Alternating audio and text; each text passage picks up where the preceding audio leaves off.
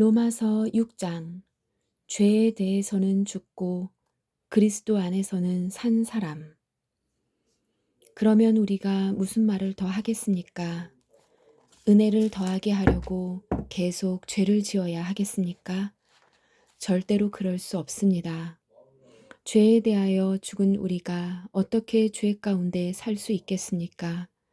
여러분은 우리가 그리스도 예수와 연합하는 세례를 받았을 때에 그분의 죽음과 연합하는 세례를 받았다는 사실을 알지 못합니까? 그러므로 우리가 죽음에 이르는 세례를 받음으로 그리스도와 함께 묻힌 것은 그리스도께서 아버지의 영광으로 죽은 자들 가운데서 살아나신 것처럼 우리도 새 생명 가운데서 살기 위함입니다. 우리가 그리스도와 연합하여 그분의 죽음에 참여하였다면 그분과 연합하여 그분의 부활에도 참여할 것이 확실합니다. 우리는 우리의 옛사람이 그리스도와 함께 십자가에 못 박혀 죄의 몸이 무력하게 되었으므로 우리가 더 이상 죄의 노예가 되지 않는다는 것을 압니다. 그것은 죽은 사람은 죄의 세력에서 해방되었기 때문입니다. 우리가 그리스도와 함께 죽었다면 또한 그리스도와 함께 살아날 것도 믿습니다. 그리스도께서는 죽은 자들 가운데서 살아나셨기에 다시는 죽는 일이 없어 죽음이 그분을 지배하지 못한다는 것을 우리는 압니다. 그리스도께서 죽으신 것은 죄에 대해서 단번에 죽으신 것이며 그리스도께서 다시 살아나신 것은 하나님께 대하여 살아나신 것입니다. 이와 같이 여러분도 여러분 자신을 죄에 대해서는 죽은 사람으로 하나님께 대해서는 그리스도 예수 안에서 살아있는 사람으로 생각하십시오. 그러므로 죽게 될 여러분의 몸에 죄가 왕노릇하여 몸의 욕심을 따라 살지 않도록 하십시오. 또한 여러분의 몸에 불의를 행하는 도구로 죄에게 내어주지 말고 죽은 자들 가운데에서 살아난 자들답게 여러분의 몸을 의를 행하는 도구로 여러분 자신을 하나님께 드리십시오. 여러분은 율법 아래 있지 않고 은혜 아래 있으므로 죄가 여러분에게 왕노릇할 수가 없습니다. 의의 종. 그러면 어떻게 해야 하겠습니까? 우리가 율법 아래 있지 않고 은혜 아래 있다고 해서 죄를 짓자는 말입니까? 절대로 그럴 수는 없습니다. 여러분이 어떤 사람에게 복종하여 여러분 자신을 그 사람에게 바치면 여러분은 그 사람의 종이 된다는 것을 알지 못하십니까? 여러분은 죽음에 이르는 죄의 종이 될 수도 있고 의에 이르는 순종의 종이 될 수도 있습니다. 그러나 하나님께 감사할 것이 있습니다. 여러분이 전에는 죄의 종이었으나 전수받은 가르침에 본에 전심을 다해 복종함으로써 죄로부터 해방되어 의의 종이 되었습니다. 여러분의 육신이 연약하기 때문에 일상적인 말로 예를 들어 말하겠습니다. 여러분이 전에는 여러분의 몸을 더러움과 불법의 종으로 들여 불법을 행했습니다. 그러나 이제는 여러분의 몸을 의의 종으로 들여 거룩함에 이르십시오. 전에 여러분이 죄의 종이었을 때는 의의 다스림을 받지 않았습니다. 그때 여러분이 얻은 열매는 무엇입니까? 지금에 와서 부끄러워하는 그 일들의 마지막은 사망이었습니다. 그러나 이제는 여러분이 죄에서 해방되어 하나님의 종이 되었습니다. 그리하여 거룩함에 이르는 열매를 맺고 있습니다. 그 일의 마지막은 영생입니다. 죄의 대가는 죽음이지만 하나님의 선물은 우리 주 예수 그리스도 안에 있는 영생입니다. 7장 율법의 역할. 형제자매 여러분, 나는 지금 율법을 아는 여러분에게 말하고 있습니다. 여러분은 율법이 사람이 살아있는 동안에만 그 사람을 지배한다는 것을 알지 못합니까? 이를테면 결혼한 여자는 남편이 살아있는 동안에는 법에 의해 남편에 매어 살아야 합니다. 하지만 남편이 죽으면 그 여자는 남편에게 매여 있던 법에서 해방됩니다.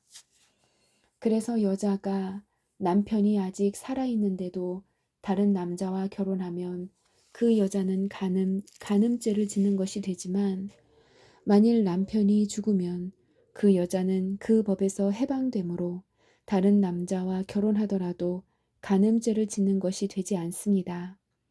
내 형제자매 여러분, 이와 같이 여러분들도 그리스도의 몸으로 말미암아 율법에 대해 죽었습니다. 이제 여러분은 하나님께 열매를 맺기 위해 다른 분, 곧 죽은 사람들 가운데서 살아나신 그분의 사람이 되었습니다. 전에 우리가 죄의 성품에 사로잡혀 살았을 때는 율법이 우리 몸속에서 죄를 지으려는 욕망을 일으켜 죽음에 이르는 열매를 맺게 했습니다. 그러나 이제 우리는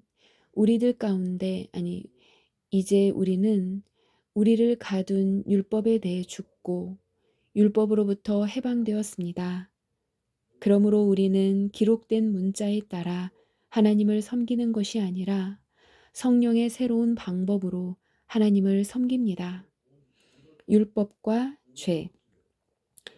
그렇다면 우리가 무슨 말을 하겠습니까? 율법이 죄입니까? 절대로 그렇지 않습니다. 율법이 없었다면 나는 죄가 무엇인지 알지 못했을 것입니다. 율법이 탐내지 말라고 말하지 않았다면 나는 탐내는 것이 무엇인지 알지 못했을 것입니다. 그러나 죄는 이 계명을 이용하여 기회를 엿보아 내 속에서 온갖 탐심을 일으켰습니다. 율법이 없다면 죄는 죽은 것이나 다름없습니다. 전에 내가 율법과 상관이 없을 때 나는 살아 있었습니다.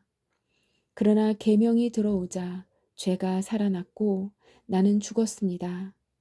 그래서 생명으로 인도해야 할 계명이 사실 나는 죽음으로 이끄는 계명이 되고 말았습니다. 생명으로 인도해야 할 계명이 사실 나를 죽음으로 이끄는 계명이 되고 말았습니다.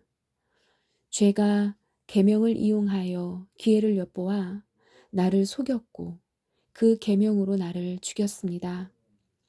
그러므로 율법은 거룩하고 계명도 거룩하고 의롭고 선합니다. 그렇다면 선한 것이 나에게 죽음을 가져다 주었단 말입니까? 절대로 그렇지 않습니다. 죄가 죄인 것으로 드러나도록 하기 위해서 죄는 선한 것을 이용하여 나에게 죽음을 가져왔습니다. 그리하여 죄는 계명을 통해 한층 더 죄의 참모습을 드러내게 된 것입니다. 몸 안에서 일어나는 싸움. 우리는 율법이 영적인 것이라는 사실을 압니다. 그러나 나는 영적이지 못하며 죄의 노예로 팔린 몸입니다. 나는 내가 하는 일을 이해하지 못하겠습니다. 내가 하고 싶어 하는 일은 하지 않고 미워하는 일을 행하고 있으니 말입니다. 내가 그런 일을 하면서도 그 일을 원하지 않는 것은 율법이 선하다는 것을 인정하는 셈입니다. 그런데 이제는 원하지 않는 일을 하는 존재는 내가 아니라 내 안에 살고 있는 죄입니다. 나는 내 안에, 다시 말해서 나의 죄악된 본성 안에 선한 것이라고는 하나도 존재하지 않는다는 사실을 압니다. 선을 행하려는 바람은 내게 있지만 선을 행할 수는 없습니다. 나는 원하는 선은 행하지 않고 원하지 않는 악을 행합니다. 내가 원하지 않는 일을 행하고 있다면 그 일을 행하는 자는 내가 아니라 바로 내 안에 살고 있는 죄입니다. 그러므로 나는 이런 법칙을 발견했습니다. 선을 행하려는 마음은 나에게 있지만 악이 나와 함께 있다는 것입니다. 사실 나의 속 중심에서는 하나님의 법을 즐거워합니다. 그러나 나의 몸의 여러 부분들에서는 다른 법이 작용하고 있습니다. 그 법이 내 마음의 법과 싸워 나를 내 몸에서 작용하고 있는 죄의 법에 사로잡히게 합니다. 나는 참으로 비참한 사람입니다. 누가 나를 이 사망의 몸에서 구원해 내겠습니까? 우리 주 예수 그리스도로 인하여 하나님께 감사합니다. 그러므로 나는 마음으로는 하나님의 법에 복종하는 반면 죄악된 본성으로는 죄의 법에 복종하고 있습니다. 8장 성령 안에 있는 생명. 그러므로 이제 그리스도 예수 안에 있는 사람은 정죄를 받지 않습니다.